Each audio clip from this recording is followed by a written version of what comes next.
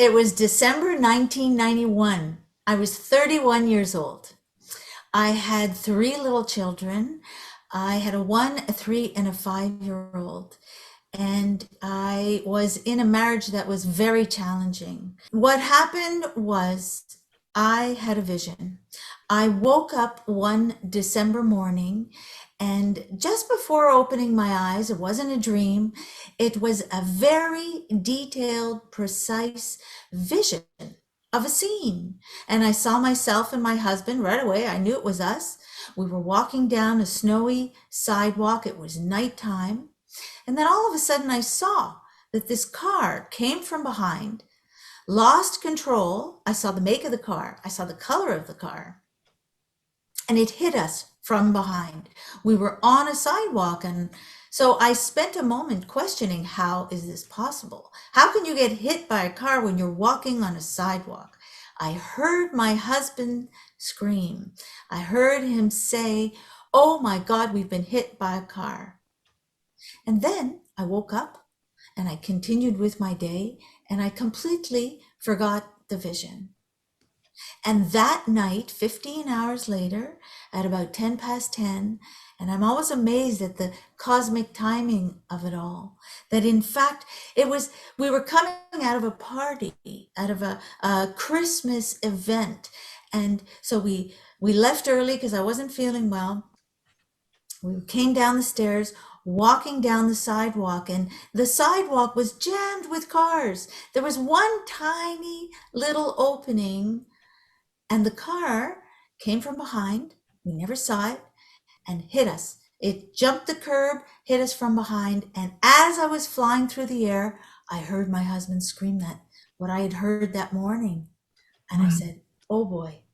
I said, "I have been prepared. Someone has gone to so much trouble."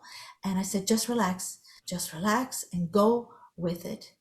And that's when I went down the road and hit some cars, and eventually came to a stop about 35 feet down the road. And that's when I came out of my body and had the most beautiful experience. It was, the one thing I totally remember is, as I woke up, the first thing I thought was, "Oh my God, I don't want to forget this. Please let me remember this." And I can tell you, it's 30 years later, and I remember it like it happened yesterday. So I came out of my body, and I had been wearing this long coat. It was winter. It's Montreal. It's stormy. It's winter season. It's snowy. And I was about 9 feet above my body, and I looked down, and initially I thought, who is that? I didn't realize right away that it was me. And then I recognized my coat, and I basically had no feeling, no fear, no worry, no trepidation. I was looking at this body on the ground, and I was going, "Gee, isn't that something?" And then I turned my gaze, and I saw all the crowd coming out of the house, and all these women who had been in their Christmas finery. It was a party, and they were coming out of the house, and there was a lot of chaos, and everybody was screaming, and nobody had a coat on. I remember that because it was a big storm, and I was trying to tell them all, go back in and get a coat, I'm okay. But nobody would hear me, nobody heard me.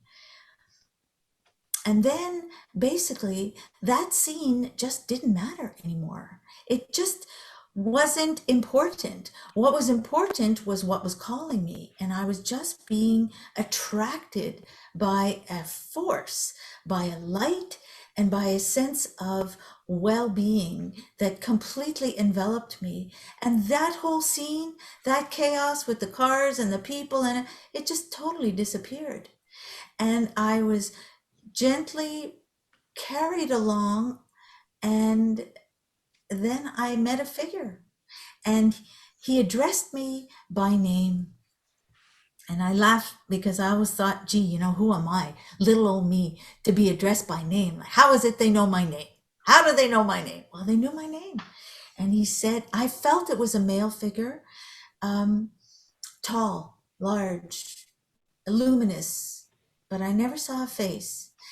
I didn't go on any other voyages. I didn't have, see any other family members, nothing. I just had this figure that asked me, would you like to stay or would you like to go back? And I said, I have 3 little kids. I have 3 small children. I must go back. And then he asked me again, same question, Andrea, what would you like to do? And I said, even if every bone in my body is broken, I have to go back. And then I was thrown into a vortex. That's all I can describe it as. It was an incredibly powerful whirlpool of energy. And I had hands and I had feet because I had them out on the edges and I was holding on for dear life, which sounds funny, but it's true. And I thought, if I don't hold on, I'm going to get flung out into I don't know where. So I held on and it was hard to hold on. And I went around and around and around and I spun and I spun and I slammed back into my body. And I woke up. And my life was never the same after that moment. There's an implication in your description that you experienced and continue to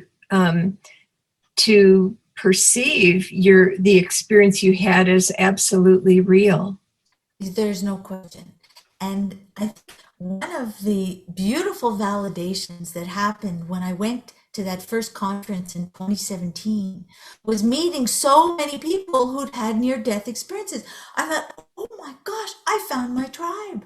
And everybody was sharing their experiences. And to each person, and I remember talking to a man, and a much older man, and he was describing his experience and he was crying. And I was like, wow, that happened like 60 years ago or something. And he remembered it.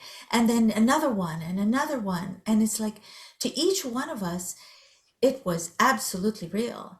And Yeah. I mean, Yeah. but the whole idea that your consciousness is not your body completely changed my whole life. When I went through the experience of caring for my daughter who was sick, and then she passed in 2016. And as I am sitting there by her bedside, and I'm looking at this inanimate body, which is the most, I mean, there are no words to describe what it does to a mother. It's like, oh my God, this has really happened. And then, you know what happens? Boop, she's right beside me. She says, hi, Mom.